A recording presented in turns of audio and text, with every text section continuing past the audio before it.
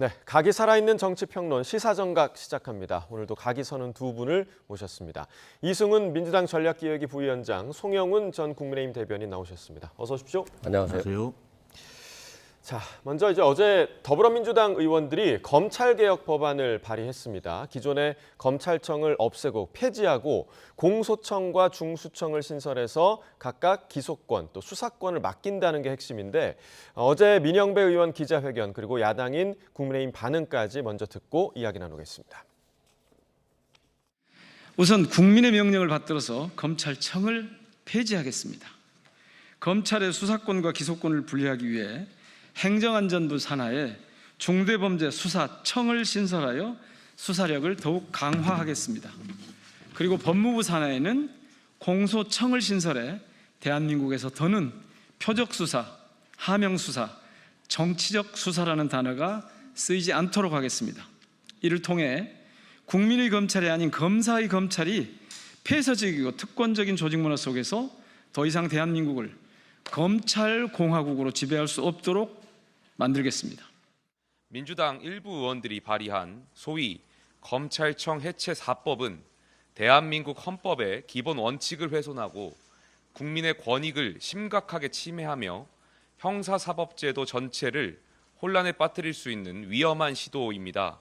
경찰청과 중대범죄수사청, 공수처, 해경에 대한 수사 및 지휘 감독권, 감찰권까지 모두 갖는 국가수사위원회 11명의 위원 대부분을 대통령과 입법권을 장악한 민주당이 임명하도록 되어 있습니다.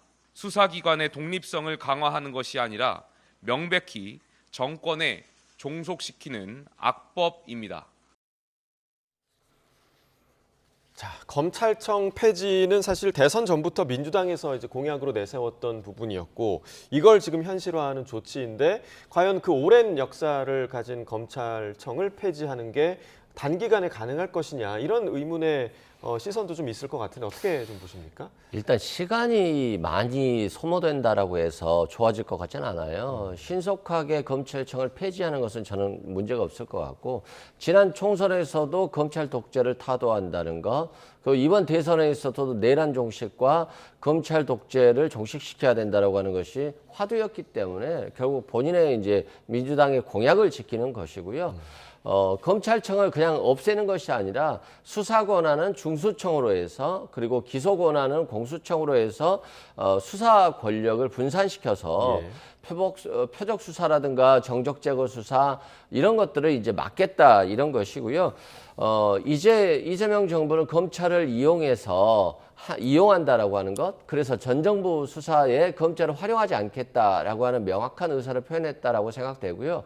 이제 3개월 이내에 해결하겠다라고 했는데 여기서 관건은 정치적 보복 수사나 표적 수사, 하명 수사가 없어지는 것은 당연히 좋은 일인데 민간인에 대한 수사에 있어서 이게 수사가 지연되거나 효율성이 떨어지거나 이런 문제들이 발생할 수 있잖아요. 이런 문제들까지도 어떤 국민의힘의 어떤 의견이 있다라고 한다면 여러 가지 의견을 수렴해서 부족한 부분, 또 우리가 예상하지 못한 부분 중에 어떤 이 부분은 놓쳤다는 부분들을 국민의힘이라든가 여러 국민들의 의견을 들어서 신속하게 하는 것이 좋을 것 같다라고 생각됩니다. 네, 그러니까 기능을 명확히 좀 분리를 해서 그동안 쌓여왔던 문제들을 좀 해결하겠다 이런 의도인데 조금 전에 김용태 비대위원장도 굉장히 위험한 시도다 이렇게 얘기를 했거든요. 어떻게 좀 보고 계십니까? 대단히 위험한 시도죠. 대한민국의 범죄수사 시스템 그리고 형사사법 시스템은 검사와 검찰을 중요한 축으로 해서 77년 동안 유지되어 왔습니다. 그것을 한 번에 뜯어고치게 되면은 가장 피해를 보는 사람들은 평범한 국민들 그리고 범죄 피해자들일 겁니다. 문재인 정부에서도 2020년에 검경 수사권 조정을 했었죠. 그 이후에 변호사들의 표현으로는 사건이 뺑뺑이 돈다고 합니다. 즉 경찰이 수사한 사건을 검찰에 송치하면 검찰이 그동안 수사 경험이 부족했던 경찰이 미진하게 수사를 했기 때문에 더 해와라, 다시 해와라라고 돌려보냅니다. 이걸 보완수사 요구라고 하는데 해마다 보완수사 요구 비율이 올라가고 있어요. 시행 첫 해인 2020년 대비해서 작년에는 보완수사 요구 비율이 2.9배가 됐습니다. 그리고 매년 10만 건 이상이 보완수사 요구를 받아서 경찰로 다시 내려갑니다. 아마 오늘 하루도 300건 이상 내려가게 될 겁니다. 자, 그러면은 과연 민주당이 이렇게 검찰을 해체하고자 했을 때 그 진정한 동기가 무엇인지 봐야 됩니다. 아마 오늘 방송하면서 계속 자세히 말씀드릴 기회가 있을 것으로 생각됩니다. 네. 자, 일단 이 부분에 대해서 그 민주당에서는 정부와 공식 협의는 하지 않았다라고 얘기는 했지만 그래도 정부나 뭐 대통령실 인사에서 이 법안에 대해서 좀 힘을 실어주는 발언을 하는 것 같더라고요. 대통령 생각은 좀 어떨까요? 일단 검찰 개혁 방향성에 대해서는 동감하고 있는 것 같아요. 뭐 대통령 선거에 나왔을 때도 검찰 개혁은 있어야 된다라고 했고 중수청, 기소청 분리에 대해서는 오래전부터 있었던 얘기거든요. 그래서 이 방향성은 옳은데 문제는 검찰을 항상 정권들이 이용을 해서 죽은 권력 수사에 집중을 하고 그리고 야당 권력 수사에만 집중했어요. 근데 이런 것들이 노무현 정부 때 한번 검찰 개혁을 하려다가 실패하고 문재인 정부 때 또 검찰 개혁을 하려다가 실패했거든요. 그런데 이재명 정부가 지금 검찰 개혁을 하기 가장 좋은 시기예요. 왜 그러냐면 검찰 내부에 반발이 없잖아요. 그건 윤석열 정부가 너무나도 검찰을 이용했기 때문에 검찰 스스로도 할 말이 없는 거예요. 자신들이 봐도 검찰이 너무 권력의 시저처럼 활용됐고 부끄러운 거예요. 그리고 그 윤석열 전 대통령이 검찰 권력을 사유화하고 군대를 사유화해서 내란까지 저지르다가 망한 정부이기 때문에 검찰 내부에서도 이 검찰 개혁에 대해서 별다른 항의를 못하고 있을 정도이기 때문에 그만큼 검찰 개혁의 시기는 왔다. 다만 송 변호사님 말씀처럼 혹시라도 권력을 분산해서 표적 수사, 야당 수사 이런 것을 막으려다가 자칫 민생 수사에 있어서 시간이 좀 길어질 수가 있어요.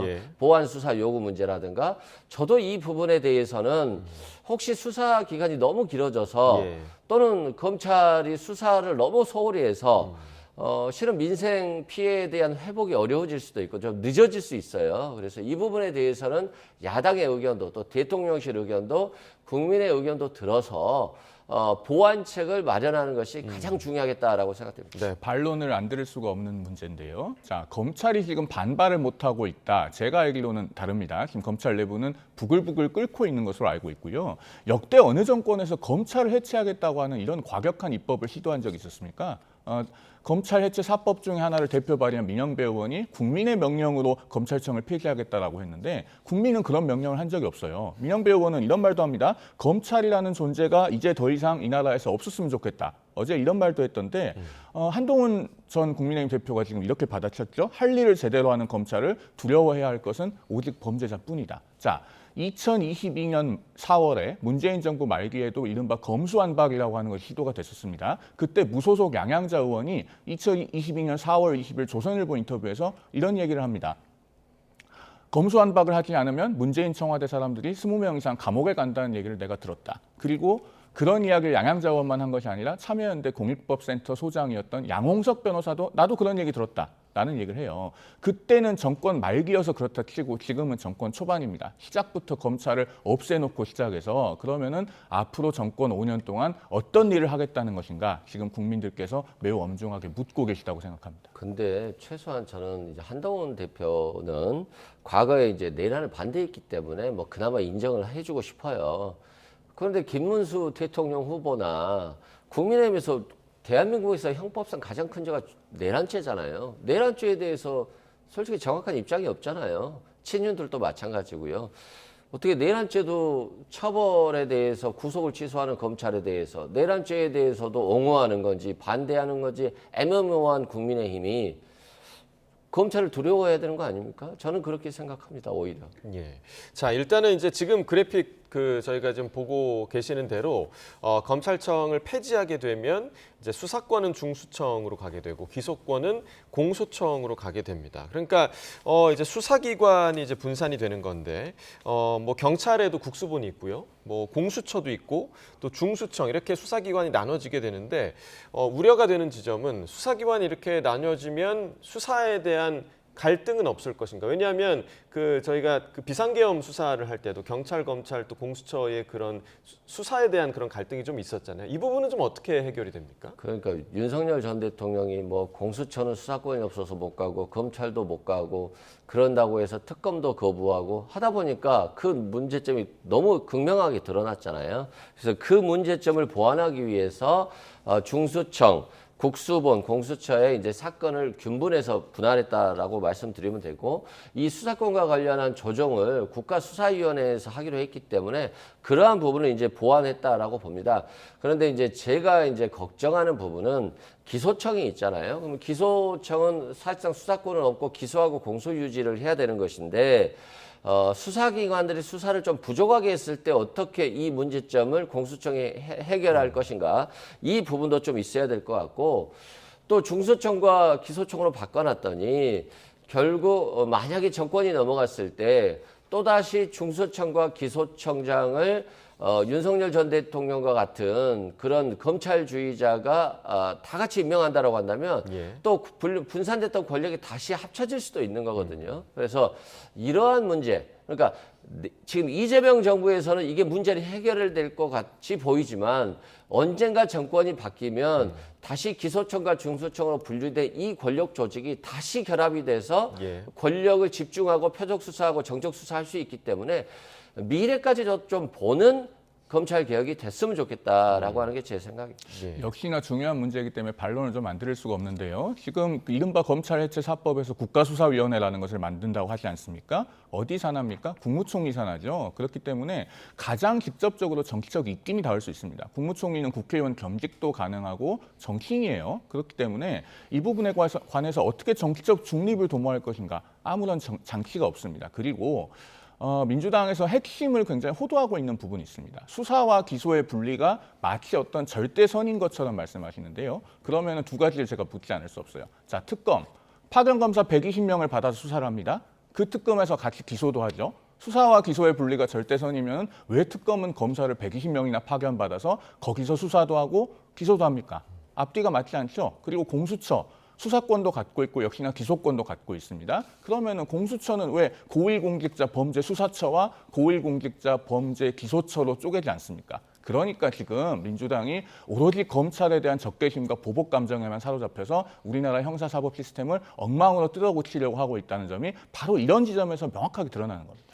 근데 이제 그게 좀 말이 안 되는 게요. 지금은 검사가 수사하니까 검사를 파견받는 거죠. 앞으로 검찰이 없어지고 중수청이 생기면 중수청에서 파견받을 거예요. 그래서 그건 아무런 의미가 없고, 결국 검찰이 왜 검찰청이 폐지되는 이런 수모를 겪을 정도로 이러한 행동들을 취했을까? 김건희 여사 윤석열 정부 때 수사했으면 되잖아요. 괜히 자신의 검사가 핸드폰이나 맡겨놓고 수사를 하니까 이 모양 이 꼴이 된 것 같고요. 명태균 수사, 건진법사 수사, 김건희 여사 수사, 이 수사들을 자기 정부 때 야당에 대한 수사의 10분의 1이라도 했으면 지금 이런 수모 안 당했을 겁니다. 결국 자초한 일이다라고 말씀드립니다. 조금 전에 이제 특검도 언급을 해주셨는데 이제 특검 그 후보 추천 작업에 속도를 내고 있고 거의 뭐 막바지에 이르렀다 이런 얘기도 좀 들리고 있습니다. 다음 주 초에 특검이 임명될 수도 있다 이런 얘기도 들리고 있는데 지금 지난 정부에서 좌천을 당했던 검사들의 이름도 보이더라고요. 지금 이런 분위기에 대해서 좀 어떻게 보고 계십니까? 그러니까 지금 이 특검 추천은 3중 편향 구조로 되어 있죠. 우리 헌정사상 전례가 없이 여당과 여당의 우당이 특검 추천권을 가지고 있습니다. 이런 사례는 단 한 번도 없었죠. 거기다가 특검 하마평에 오르고 있는 개별 인물들을 보면은 지금 화면에도 잠깐 나오고 있습니다만은 윤석열 정부에서 좌천됐거나 불이익을 겪었거나 거리가 있는 인사들, 대척점에 있었던 인사들을 찾고 있다고 합니다. 그러면은 정치적으로 중립적인 분들이 아니라 특정한 편에 서 있는 분들을 지금 고르고 있는 것이죠. 그리고 임명권자는 이재명 대통령입니다. 이렇게 3중 편향의 구조가 있는 거예요. 자, 제가 이 부분을 우려하는 것은 12월 3일 비상계엄이나 또 김건희 여사나 명태균 씨 관련된 의혹이나 또 해병대원 순직 수사 은폐 의혹이나 이런 것들에 대해서 사실을 규명하지 말자는 게 아닙니다. 특검을 왜 합니까? 공정하고 중립적인 주체가 수사를 함으로써 그 결과에 대해서 우리 국민들이 가장 널리 받아들일 수 있도록 하자라는 데 특검의 의의가 있는 겁니다. 그런데 이렇게 편향된 추천 주체가 편향된 인사를 추천하고 그 편향된 인물을 임명하게 되면 결국에는 일정한 비율의 국민들께서는 끝까지 그 수사 결과를 납득하고 받아들이지 못할 겁니다. 이 부분에 대해서는 민주당에서 정말 심각하게 돌아보시고 지금이라도 특검법을 수정하는 노력을 기울여야 된다. 이런 말씀을 드립니다. 그러니까 사실 규명은 해야 되지만 편향이 돼 있기 때문에 이게 자칫 정치 보복으로 비칠 우려가 있는 거 아니냐라는 의견이신데요. 그러니까 민주당이 깨달아야 되는 것이 아니라 국민의힘이 깨달아야죠. 자신도 윤석열 정부 때 대법관 추천이라도 민주당이 받겠다. 제발 최상병의 죽음과 은폐 의혹에 대해서 밝히자라고 했을 때 끝까지 할 것처럼 하다가 안 했고 2년이 지났어요. 도대체 그러면 언제 하자는 겁니까? 2년, 결국 정권 뺏기고 나서 수사하는 거잖아요. 그래서 윤석열 전 대통령에 대한 수사를 윤석열 정부와 친한 사람을 검사로 임명할 수 있어요. 그건 불가능하잖아요. 윤석열 정부 때 수사를 했다면 당연히 야당 수사가 되는 것이고 정권은 바뀌었습니다만 최상병 사건도 윤석열 전 대통령 때 발생한 사건이고 김건희 여사 사건도 윤석열 정부에서 발생한 사건이에요. 그러니까 당연히 지금은 여당이 됐지만 야당 추천은 민주당과 조국혁신당이 추천할 수밖에 없다라고 생각되고 윤석열 정부에 대한 수사에 대한 수사 의지를 가지고 수사하려고 하면 윤석열 대통령과 친한 사람을 추천할 수 없기 때문에 불가피한 선택이고 국민의힘이 자초한 위기다라고 말씀드립니다. 제 말씀의 핵심을 좀 비껴가신 것 같은데요. 국민의힘의 추천권을 달라거나 윤석열 정부 사람을 특검으로 임명하라는 얘기가 아닙니다. 그게 아니고 특검의 본래 취지에 맞게 중립적인 주체가 중립적인 인사를 추천해야 되는 것 아니냐는 거예요. 그런데 여당이 추천권을 가진 특검이 그동안 13번의 특검 헌정사상 사례가 있습니까? 없잖아요. 원래 그것은 특별검사 제도의 취지에 반하는 겁니다. 나중에 결과를 보시면은 우리 국민들께 어느 정도 수용성이 있는지 다 드러나게 될 겁니다. 네, 중립성을 지금 강조를 해주셨고 오늘 사실 그 윤석열 전 대통령이 또 이제 경찰 조사에 불응을 한 그런 상황인데 만약에 특검이 시작이 되면 윤 전 대통령 부부가 당연히 조사 대상이 될 거 아닙니까? 그렇게 되면 또 불응할 수도 있는 겁니까? 이 특검 조사에도요? 아마 특검 조사를 쉽게 불응하지는 못할 거예요. 특검 조사를 불응하면 뭐 체포영장이 발부되고요. 또 구속될 가능성이 아주 높다라고 말씀드리고요. 결국 또 특검 수사가 쉽게 윤석열 전 대통령과 김건희 여사를 빨리 부르지는 않을 거예요. 어느 정도 충분한 기존 수사와 또 여기에 부족한 부분을 충분히 수사한 다음에 부를 건데 그때 불응한다라고 한다면 뭐 충분히 체포, 구속영장이 발부될 가능성이 아주 매우 높다라고 생각됩니다. 네.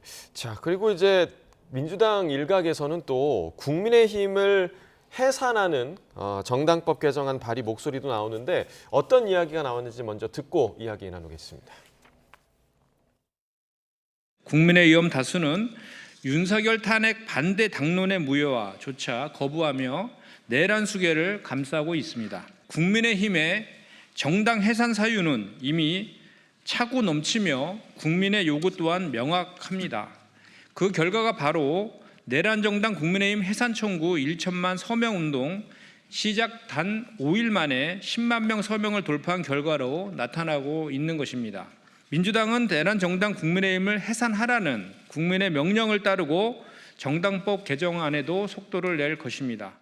검토는 하고 있는 건가요, 민주당에서? 그런 이야기는 오래전부터 나왔고 오래전부터 국민들로부터도 요구가 있었고 충분히 또 나오는 의견들은 듣고 살펴볼 예정입니다. 알겠습니다. 대통령이 당원이었다고 해서 그 정당의 활동이나 목적이 민족 기본 질서 위배된다 이렇게 단정할 수 없는 거 아니겠습니까? 예. 저는 그래서 뭐 국회에서 논의 과정에서 자연히 정리될 문제지. 근데 개인적인 의견 아니겠습니까? 자, 일단 민주당에서 뭐 조금 전에 저희가 이야기를 나눴던 검찰청 폐지라든지 아니면 지금 들으신 정당 해산과 같은 좀 강한 이야기들이 계속해서 나오고 있단 말이죠. 이런 현상들 좀 어떻게 보고 계신가요? 일단 박홍근 의원이 대표 발의한 저 정당법 개정안, 저런 법안이 공공연하게 발의되고 그런 법안을 발의하는 국회의원들이 민주당에 있다는 것만으로도 민주당은 민주라는 이름을 쓸 자격이 없다고 생각합니다. 오히려 민주적 기본 질서에 반하는 위헌정당은 민주당이 아닌가 싶은 생각마저 드는데요. 자, 제가 왜 이런 말씀을 드리냐면 3월 14일에 박홍근 의원이 대표 발의한 그 정당법 개정안에는 이런 내용이 있습니다. 대통령이 내란 또는 외환의 죄로 유죄 확정 판결 받거나 그런 죄에 해당하는 행위를 해서 탄핵 소추의 결과로 파면되면은 그 정당은 가장 먼저 돌아오는 선거에 후보를 내지 못하도록 그렇게 되어 있습니다. 그 법문을 보면 대선에 국한되어 있지 않아요. 재보궐선거만 제외한다고 되어 있기 때문에 자 그러면은 2026년 6월 지방선거와 2028년 4월 총선 사이에 윤 전 대통령에 대해서 유죄가 확정된다. 그렇게 되면 국민의힘 보고 총선 후보를 한 명도 내지 말라는 그런 법안이 지금 공공연하게 발의되어 있는 겁니다. 한마디로 하면은 일당 독재하겠다는 거죠. 국민의힘 내부에서도 계엄 해제 표결에 찬성하고 계엄에 적극적으로 반대하고 탄핵에 찬성했던 분들이 있는데 그걸 싸잡아서 내란 세력으로 몰면서 총선 후보도 못 내게 하겠다는 의도로 해석될 수 있는 그런 법안인 겁니다. 명백하게 잘못됐다고 말씀드립니다. 조금 전에 저희가 녹취 들으신 것처럼 정성호 의원은 조금 다른 목소리를 냈더라고요. 그러니까 민주당 내부에서도 지금 공감대가 완전히 형성된 부분은 아닌 것 같아요. 근데 저는 좀 이해가 안 되는 게요. 지금 헌법에 정당의 활동이나 목적이 민주적 기본 질서에 위배되면 정당 해산 심판하게 돼 있어요.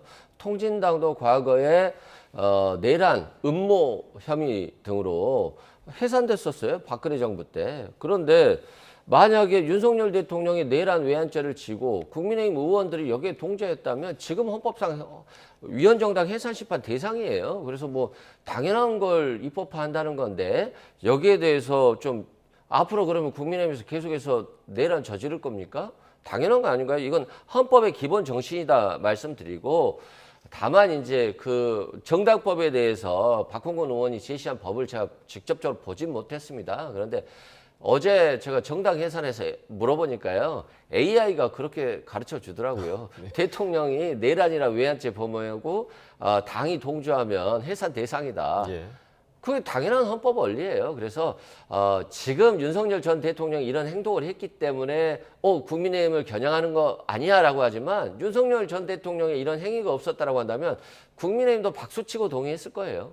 그 민주당에서는 그 국민의힘에서 만약에 잘못한 게 없으면 여기에 반발할 이유가 없는 거 아니냐 그런 주장도 있는데 어떻게 좀 보십니까? 국회 의석 100석이 넘는 제1야당을 함부로 정당 해산할 수 있다는 말을 이렇게 공공연하게 하는 것 자체가 민주주의의 기본을 벗어난 행위입니다. 통진당 해산 판례 말씀하셨는데요. 헌법재판소 2013 헌다 1 결정이죠. 우리 시청자들께서도 한번 찾아보시라고 제가 사건 번호까지 말씀드립니다. 예. 그 사건의 판시 사항에 보면 정당의 목적을 판단할 때 정당의 대표자나 당직자의 언행 그리고 당의 어떤 이념이나 정강 정책에 영향을 받은 그 당원들의 행위 이런 것들을 정당의 목적을 판단하는 데 도움을 받을 수 있는 요소라고 판시를 하고 있습니다. 자, 그러면은 국민의힘은 12월 3일 그 비상계엄 당시에 당시 당대표였던 한동훈 국민의힘 대표가 즉각적으로 계엄에 반대하는 입장을 내고 그리고 20명 가까운 의원들이 계엄 해제 표결에 적극적으로 참여를 했고 당시에는 계엄에 반대하는 것이 당의 입장이었습니다. 그리고 당원들도 예를 들면은 지난 5월 10일에 있었던 후보 교체 시도 같은 것을 당원들의 주체적인 시도로 저지하지 않았습니까? 이런 점들을 봤을 때 위헌정당 해산은 헌법재판소에서 받아들여질 수가 없는 것입니다. 상대 정당에 대한 딱지 붙이기를 계속하시면서 허니문을 말씀하시는 것은 좀 문제가 있다라는 말씀까지 드립니다. 그러니까 저는 최소한 이건 해줘야 될 것 같아요. 김문수 대통령 후보가 윤석열 대통령에 대한 헌법재판소의 탄핵 결정은 김정은이나 시진핑과 같은 공산당에서나 일어날 일이라는 거잖아요. 그럼 헌법재판소의 결정을 정면으로 부정하고 윤석열 전 대통령의 내란을 옹호하고 찬성하는 분이잖아요. 이런 분을 왜 당에 대통령 후보로 냈습니까? 그러니까 위헌정당 소리 듣는 거예요. 네, 자, 이 정당 해산 문제와 관련해서는 아직 그 민주당 내부에서도 좀 정리가 안 된 분위기가 좀 있기 때문에 좀 지켜봐야 할 것 같고요.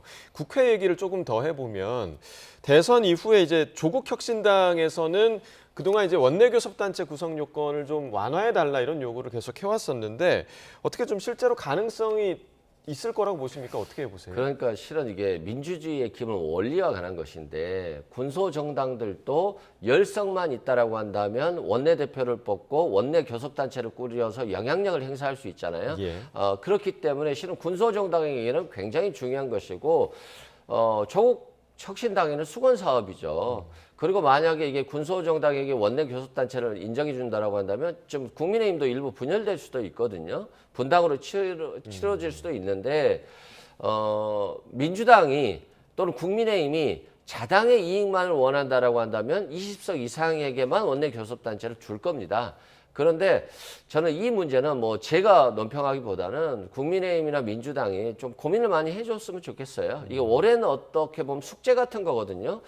군소정당이 많아졌을 때 좋은 점과 나쁜 점이 있는 거 아니겠습니까? 그래서 이 부분은 뭐 절대 안 돼. 또는 뭐 이거 무조건 해야 돼라기보다는 여야가 충분히 대화를 통해서 개선하는 것이 오히려 좋은 것일지 대한민국의 미래를 위해서 좋은 것인지 좀 심사숙고할 필요가 있겠다 싶습니다. 네, 만약에 그 이사는 교섭단체 좀, 의석수를 낮춘다면요, 총선 민의를 왜곡하는 것이죠. 왜냐하면은 그 교섭단체 의석수를 총선 시작하기 전에 미리 낮췄으면 모르겠습니다. 그런데 우리 국민들께서는 교섭단체를 둘로 만드는 선택을 하셨어요. 그런데 사후적으로 열석으로 기준을 낮추면 결국에는 조국 혁신당이 지금 어떻습니까? 민주당과 현실적인 정치적 입장 차이가 있습니까? 민주당의 우당과 다름없는데 그것을 사후적 인위적으로 교섭단체로 만들어서 교섭단체 대표들끼리 모일 때 여야를 2대1로 만들겠다라는 것에 다름 아닙니다. 그런 우당 정치를 노골화해서는 안 된다라는 말씀을 드립니다. 네, 그리고 최강욱 전 의원 같은 경우는 이제 조국 전 대표의 사면 문제를 좀 띄웠습니다. 민주당은 그 조국 전 대표 사면에 대해서 좀 어떤 입장을 가지고 있는 건가요? 뭐 대통령실의 입장은 잘 모르겠습니다. 다만 민주당 내부에서는 사면을 하는 게 맞다. 윤석열 정부, 문재인 정부에서 검찰 개혁하려다가 그냥 탈탈 털려서 전 가족이 어떻게 보면 진짜 유리안치된 그러한 상황이 됐기 때문에 어느 정도 충분히 이번 정권 교체에도 기여한 바가 크기 때문에 사면 복권이 저는 타당하다라고 보여집니다. 다만 뭐 국민의 의사를 듣지 않을 수 없고 또 야당과도 어느 정도의 의견 교환을 통해서 결정이 이루어지기 때문에 뭐 8.15 광복절 특사 또는 뭐 크리스마스 특사 뭐 요 정도 가능하지 않을까 싶습니다. 예, 어떻게 좀 보고 계신가요? 국민 눈높이에는 현저히 반한다고 봐야 되겠죠. 더더군다나 이것은 정치적 거래라는 의혹마저 받을 수 있는 사안입니다. 조국 혁신당이 대선에서 후보를 낼 수 있음에도 불구하고 10석이 넘는 제3당이 후보를 내지 않았어요. 그리고 정경심 교수 같은 경우 SNS에 어떤 게시물을 올렸습니까? 이재명 후보를 찍으면은 더 일찍 뭐 다시 만날 조국 이런 식의 그 게시물까지 공유를 했는데 그러면은 대선 후보를 내지 않아서 표 분산을 막아주고 그것에 대한 사후적인 정치적 보상으로 조국 전 대표를 사면 복권해주는 것이 아니냐 이런 의혹이 나오기에 충분합니다. 만약에 강행하게 되면은 민심이 이재명 정부로부터 떠나는 중요한 계기가 될 겁니다. 네, 상반된 의견을 밝혀주셨고요. 이번엔 대통령실 이야기 몇 가지를 좀 해보도록 하겠습니다. 어제 대북 확성기 방송 전면 중단을 이재명 대통령이 지시를 했고 북한에서도 이제 대남 방송을 중단을 했다라는 소식이 들려왔습니다. 자, 이 조치 좀 어떤 의미를 담고 있다고 보시나요? 어떻게 보면 당연한 조치인데 윤석열 정부는 왜 이 북한과의 갈등을 더 유발시켰을까 참 부족한 정부였다 이런 생각이 들고요. 윤석열 정부 때 제가 가장 불안했던 것들은 자꾸 원전 타격하겠다는 말이 너무 많았어요. 그리고 또 북한에 드론을 보냈고요.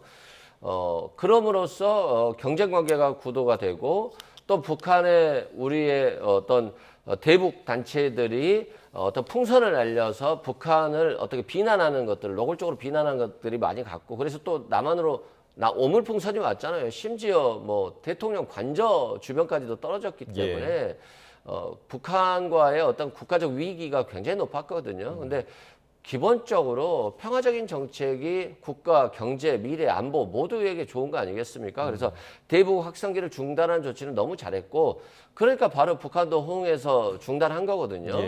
실제 접경 지역의 주민들이 너무 시끄러워서 잠을 못 자고 무서웠다는 거예요. 그래서 하나씩 윤석열 정부에서 잘못했던 정책들을 하나씩 변화시키고 그 중요한 부분이 대북 정책이다라고 말씀드립니다. 네, 아마 뭐 상호주의에 의한 것이었겠지만 북한에서도 이제 바로 반응을 한 부분이기 때문에 지금 잘한 거 아니냐 이런 평가들도 나오고 있는데 어떻게 좀 보십니까? 사안의 선후 관계는 일단 정확하게 말씀을 드려야 됩니다. 대북 확성기 방송을 재개한 것이 작년 6월 9일이었죠. 그때 왜 재개했냐면 북한이 대한민국 영토로 오물풍선을 먼저 보냈습니다. 그것에 대한 상호주의 차원의 대응 조치로 대북 확성기 방송을 재개했다는 점 분명히 말씀드리고요. 자, 그러면은 대북 확성기 방송을 대한민국이 할 수도 있고 중단할 수도 있습니다. 그것은 우리가 주체적으로 선택할 몫이죠. 다만 그것을 북한으로부터 어떤 반대급부나 상응하는 조치를 약속받지도 못하고 북한의 선의에만 맡겨둔 상태에서 일방적으로 중단하는 것은 바람직하지 않습니다. 지금 북한이 오늘은 대남 소음 방송을 하지 않았다고 합니다만 언제든지 재개할 수 있는 것이고 그것은 2018년에 있었던 9.19 군사합의 북한이 지키지 않은 데서도 이미 여실히 드러나는 건 아니겠습니까? 오물풍선을 수도 없이 많이 보낸 것 자체가 군사합의 위반이고 그 2018년 9.19 군사합의 이후 5년 동안 서해에서 원래 닫기로 되어 있었던 포문을 연 것만 3,400회나 됩니다. 이런 점에서 대북 확성기 방송을 일방적으로 중단한 것은 너무나 성급한 처사가 아니었나 생각이 듭니다. 물론 강화도 송해면과 같은 접경 지역에서 고통받고 있는 우리 국민들의 마음은 충분히 이해합니다만은 그런 것을 구조적으로 방지할 수 있는 장치를 갖춰놓고 중단했어야 되지 않겠습니까? 그런 점에서 매우 아쉽다는 말씀을 아울러 드립니다. 네, 자 저희가 남은 시간이 많지 않기 때문에 국민의힘 주제로 좀 넘어가 보도록 하겠습니다. 어제 오후에, 그러니까 오전에 고법 앞에서 의총이 열렸었고, 그리고 오후에 예정된 의총이 일방적으로 권성동 원내대표에 의해서 취소가 됐습니다. 그래서 김용태 비대위원장이 지금 고립 위기에 놓인 거 아니냐, 그런 이야기도 좀 나오고 있는데요. 관련 목소리 좀 들어보고 이야기 나눠보겠습니다. 네, 말씀을 듣기 싫다는 의지로 저는 읽혔어요. 예. 대단히 잘못됐고 권성동 원내대표께서 지금 원내대표의 권한을 자꾸 이렇게 활용하시면서 아직까지도 원내대표인 것처럼 하고 있으시거든요. 비대위원장과 의논도 없이 의총을 취소하고. 폐지하고 이런 일들은 좀 바람직하지 않다고 봅니다. 의원님, 만약에 어제 의총 열렸으면 위원장이 비대위원장이 얘기했던 그 5대 개혁안 통과될 수 있었을 거라고 보세요? 자신 있게 단언은 못하는데 예. 그 전에 몇몇 있었던 의원총회하고는 분위기가 사뭇 달랐을 수도 있다고 봅니다. 그 사뭇 달라질 수도 있다는 개인 생각이에요. 예. 위기감 때문에 의총 안 했을 수도 있다고 저는 봐요. 잘못하면 잘못하면 분위기가 통과되겠는데? 이상해진다. 그러니까 의원들마저도 이제 믿지 못하는 상황으로 간 거예요. 자, 지금 배현진 의원이 이야기를 한 것처럼 권성동 원내대표가 사퇴 선언을 했는데 여전히 이제 원내대표의 역할을 하고 있는 부분에 대해서도 비판이 있었고, 의총을 이렇게 일방적으로 취소해도 되는 거냐? 이 비판에 대해서 좀 어떻게 좀 보십니까? 한마디로 말씀드려서요. 권성동 원내대표가 이 당 개혁안에 대한 논의의 기회 자체를 봉쇄하려고 한 것처럼 국민들께 보일 우려가 대단히 높습니다. 예. 그리고 김용태 비대위원장도 의원총회 취소에 관해서 본인과 협의가 없었다는 것 아니겠습니까? 자, 그런데 권성동 원내대표는 아시다시피 이미 원내대표 사퇴 선언을 했고 원내대표 선거가 다음 주 월요일이기 때문에 그때까지 임시로 직을 유지하고 있는 것에 불과합니다. 그렇다면은 적어도 의원총회를 취소할 정치적인 의미에서의 권한은 없다고 봐야 돼요. 그리고 지금 12월 3일 비상계엄 이후에 당이 민심에서 현저히 벗어난 노선을 걸어오는 데에 대해서 책임이 있는 분 아니겠습니까? 그렇다면은 본인이 할 역할은 의원총회를 취소해서 그 논의의 기회를 막는 것이 아니라 오히려 이렇게 선언하는 겁니다. 내가 지금까지 상황에 대해서 책임이 있으니 나를 빼고 여러분들이 논의해달라. 그리고 그렇게 논의해서 정리된 바에 대해서 나는 전적으로 따르겠다. 이렇게 해서 당 개혁에 물꼬를 트는 것이 중징이자 지금 원내대표직을 떠나는 분의 마지막 소명이 아닌가, 그런 말씀을 드립니다. 그러니까 지금 국민의힘 내부의 모습이 개혁에 대한 의지가 있는 의원들과 또 그것에 반대하는 그런 의원들 간의 그런 대립으로 비춰지는데 어떻게 좀 상황 보고 계십니까? 그러니까 결국에는 총체적 무능이죠. 위기에 처했을 때 좀 똘똘 뭉쳐서 개혁하고 그리고 여당과 어떠한 경쟁적 구도로 가려고 노력해야 되는데 무능함을 넘어서 매일 그냥 분열하고 있는 겁니다. 도로 친윤당, 도로 내란당 요 정도 수준이기 때문에 실은 국민의힘을 지지하는 지지자들에게는 굉장히 고통을 주는 것 같다, 이런 말씀 드리고요.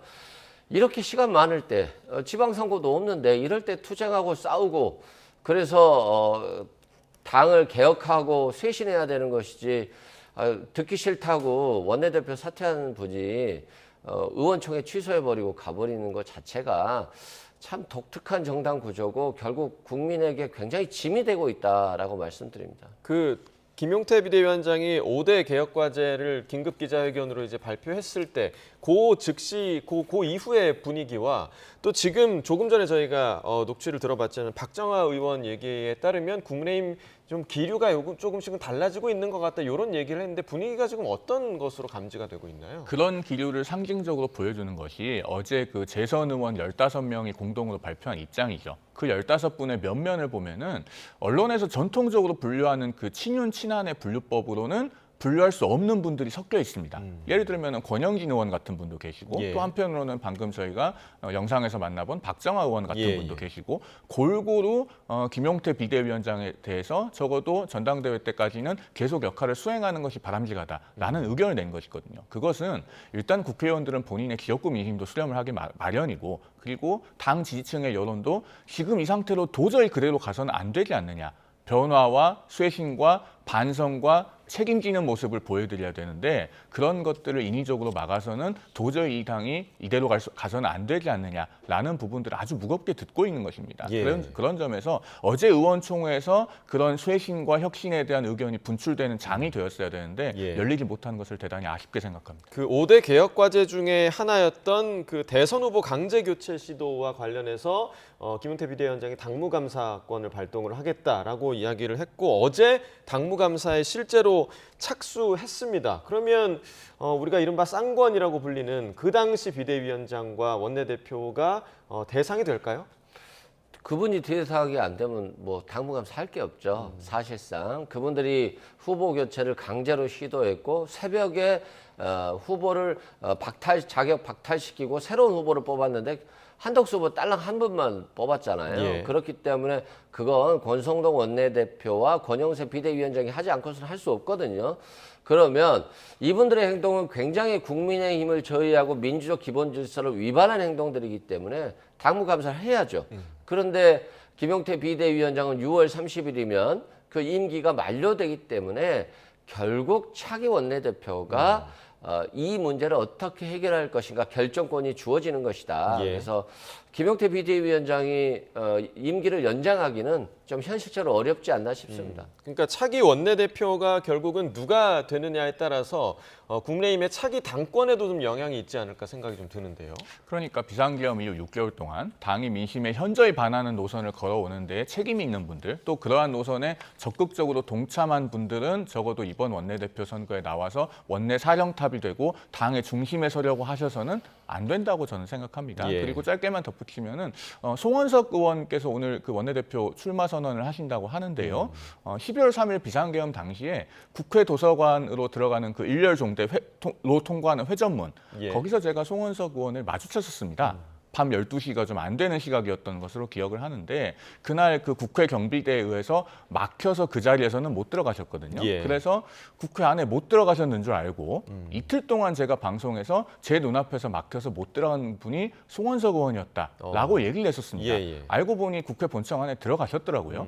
담을 넘어서 들어가셨을 것 같은데 국회 본회의장에는 안 들어가고 국회 예결위 회의장에 계셨던 걸로 알려지고 있습니다. 예. 그러면은 만약에 이런 분께서 당을 대표하신다면은 국민의힘이 진정으로 변화한다고 국민들께서 보시겠는가? 여기에 대한 개인적인 염려도 함께 말씀드립니다. 네, 국민의힘 차기 당권, 김문수 전 후보 얘기도 또 나오고 있고 한동훈 전 대표 당권 주자가 될 것인가 이 부분에 대한 여러 예상들이 있는데 마지막으로 좀 어떻게 좀 예상하십니까? 저는 일단 김문수 대통령 후보였던 분은 당권 도전을 하기 위해서 열심히 선거운동을 했지 대통령이 되려고 선거운동을 했다고 보지는 않거든요. 그래서 당연히 출마할 거로 보여지고 예. 한동훈 전 대표 같은 경우는 출마할 가능성이 좀 높아 보여요. 다만 친윤이 주류인 이 국민의힘에서 한동훈 대표가 대표가 됐을 때 당을 좀 안정적으로 운영하고 쇄신할 수 있을 것이냐 아니면 한동훈 대표의 좀 좌충우돌적인 성격으로 인해서 계속해서 친윤들과 싸울 것이냐 솔직히 예상하기 좀 어렵거든요. 예, 예. 그런 측면에서 국민의힘의 쇄신의 과정은 좀 힘든 과정을 거칠 것 같은데 결국에는 김문수, 한동훈 두 후보의 싸움이 되지 않을까 저는 조심스럽게 예측해 봅니다. 네, 국민의힘의 이 갈등 상황을 누가 또 어떻게 또 수습하게 될지 이 부분도 좀 주목해야 할 것 같습니다. 여기까지 듣겠습니다. 이승훈 민주당 전략기획위 부위원장, 송영훈 전 국민의힘 대변인 두 분과 이야기 나눠봤습니다. 고맙습니다.